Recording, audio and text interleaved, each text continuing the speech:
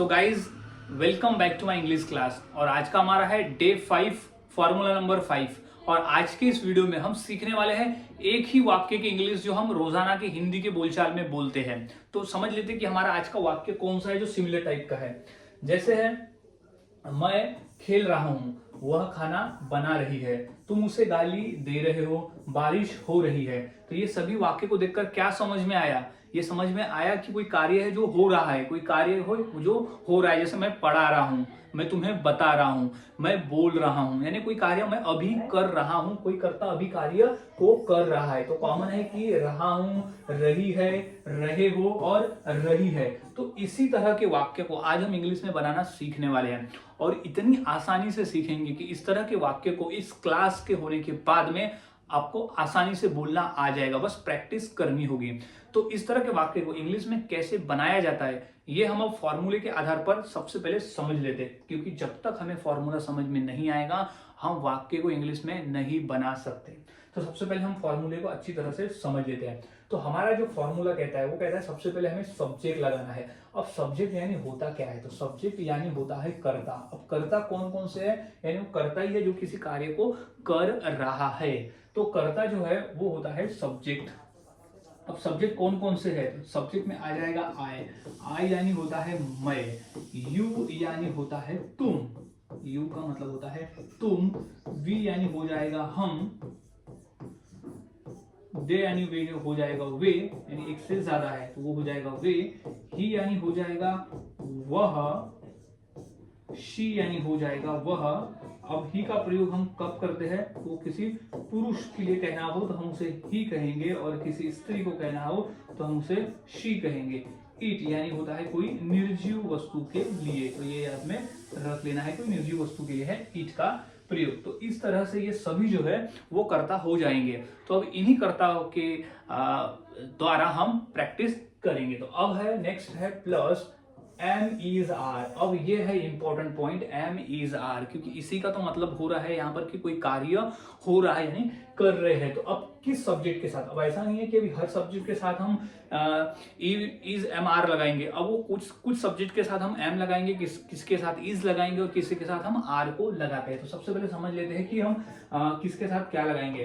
तो आई के साथ हम लगाते हैं एम। यहाँ अगर हम देखें तो एम इज आर जो है किस किस के साथ में लगाते हैं, तो एम लगाएंगे। यू के साथ लगाते हैं हम आर, वी के साथ लगाते हैं हम आर, दे के साथ लगाएंगे आर, ही के साथ लगाएंगे इज, इट, शी के साथ लगाएंगे इज, और इट के साथ भी हम इस का प्रयोग करते हैं। तो इस तरह से हम सब्जेक्ट के साथ में आगे में हेल्पिंग वर्क, इसे हेल्पिंग वर्क कहते हैं, इसे हेल्पिंग वर्क का प्रयोग हम करते हैं। अब प्लस वी प्लस आईएनजी यानी वर्ब का आईएनजी फॉर्म, ये जो क्रिया है उसका हम लगाते हैं आईएनजी फॉर्म, प्लस आईएनजी। तो क्रिया का आईएनजी फॉर्म हो जाएगा प्लस ऑब्जेक्ट यानी बचा हुआ भाग। तो हमारा जो कंप्लीट फॉर्मूला कहता है वो कहता है subject plus am is are, subject के अनुसार लगाना है, और वी प्लस आईएनजी यानी क्रिया का आईएनजी फॉर्म, और ऑब्जेक्ट जो कि बचा हुआ भाग रहेगा। अब हमने फॉर्मूले को अच्छी तरह से समझ लिया। अब फॉर्मूले के आधार पर हम वाक्य को इंग्लिश में बनाना सीखते हैं। तो सबसे पहला हमारा वाक्य कि मैं खेल रहा हूं। अब यहाँ कॉमन क्या है? रहा हूं। तो क्या आ जाएगा? मैं के लिए क्या है? आई। तो सबसे पहले हम सब्जेक्ट में क्या लगाएंगे? आई, क्योंकि सब्जेक्ट है आई यानी मैं। अब इसके बाद हम क्या लगाते हैं? एम। तो आई एम, आई एम। अब क्या है? हेल्पिंग वर्ब में एम के बाद हमें क्या लगाना? ING form. तो खेलना, खेलना को क्या कहते हैं हम? प्ले। तो प्ले का आईएनजी फॉर्म क्या हो जाएगा? प्लेइंग। ये प्ले उसका आईएनजी फॉर्म, तो प्लेइंग। तो आई एम प्लेइंग यानी मैं खेल रहा हूं। तो मैं कहूंगा आई एम प्लेइंग। तो इस तरह से वाक्य बनाए जाते हैं। अब दूसरा देख लेते कि वह सब कुछ बता रहा है। तो वह के लिए क्या है? रहा है। रहा है यानी हो गया कि वो पुरुष है। तो रहा है के लिए हो जाएगा ही। तो ही। अब ही के बाद हम क्या लगाएंगे? तो ही के बाद हम लगाते हैं इज, ही के बाद हम लगाते हैं इज, तो ही इज। अब बताना, बताना को क्या कह सकते हैं? टेल। तो टेल यानी बताना, टेल का मतलब होता है बताना। अब इसका आईएनजी फॉर्म क्या होगा? तो हो जाएगा टेलिंग, ही इज टेलिंग। अब वह बता रहा है, क्या बता रहा है? कुछ बता रहा है, कुछ तो ही बता रहा है। कुछ को इंग्लिश में क्या बोलते हैं हम? समथिंग। तो ही इज टेलिंग समथिंग, वह कुछ बता रहा है। तो ही इज टेलिंग समथिंग। तो इस तरह से वाक्य बनाए जाते हैं और बोले जाते हैं। काफी आसान है, बस फॉर्मूले को फॉलो करना है और इस तरह के वाक्य को बनाना है। और कुछ ले लेते हैं प्रैक्टिस के लिए। तो अगला है कि वह खाना बना रही है। कॉमन क्या है? रही है। तो रही के लिए क्या हम यूज करते हैं? शी का यूज करते हैं एज अ सब्जेक्ट। तो सब्जेक्ट में सबसे पहले आ जाएगा शी। तो शी, अब शी का उपयोग हम कौन सा हेल्पिंग वर्ब लगाते हैं? तो वो लगाते हैं हम इज। तो शी इज। अब खाना बनाने को इंग्लिश में क्या कहते हैं? तो उसे कहते हैं कुक। लेकिन यहाँ कुक हमें नहीं लिखना है, क्योंकि यहाँ फॉर्मूला हमें कहता है कि उसका आईएनजी फॉर्म हमें यहाँ पर लगाना है। तो क्या कहेंगे हम? Cooking. She is cooking. She is cooking यानी वह खाना बना रही है। शी इज कुकिंग यानी वह खाना बना रही है। सो गाइज, इस तरह से वाक्य बनते हैं। काफी आसान है वाक्य को बनाना। अब हम उसे बुला रहे हैं। अब बुलाना को इंग्लिश में क्या कहेंगे? तो अब हम आगे देख लेते हैं। सबसे पहले तो हम के लिए इंग्लिश क्या है? तो हम को हम कहते हैं वी। सो हम कहेंगे पहले वी। अब वी के बाद हम कौन सा हेल्पिंग वर्ब यूज करेंगे? तो वो हम आर यूज करते हैं, जो कि हमने पहले देखा हुआ है। तो वी आर बुलाना। तो बुलाने को इंग्लिश में कहते हैं कॉल, लेकिन हमें क्या लाना है? आईएनजी फॉर्म वर्ब को। तो वी आर कॉलिंग। अब उसी की इंग्लिश क्या होगी? तो उसी की इंग्लिश को हम कहते हैं हिम। उसे को हम कहते हैं हिम। तो वी आर कॉलिंग हिम, यानी हम उसे बुला रहे हैं। We are calling him. So guys, इस तरह से वाक्य बनाए जाते हैं और बोले जाते हैं। काफी आसान है, बस वाक्य को बनाते आना चाहिए, फॉर्मूला हमें समझ में आना चाहिए।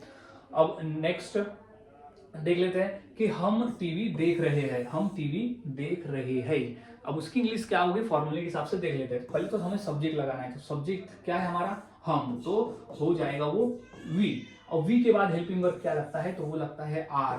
तो we are ING form verb का।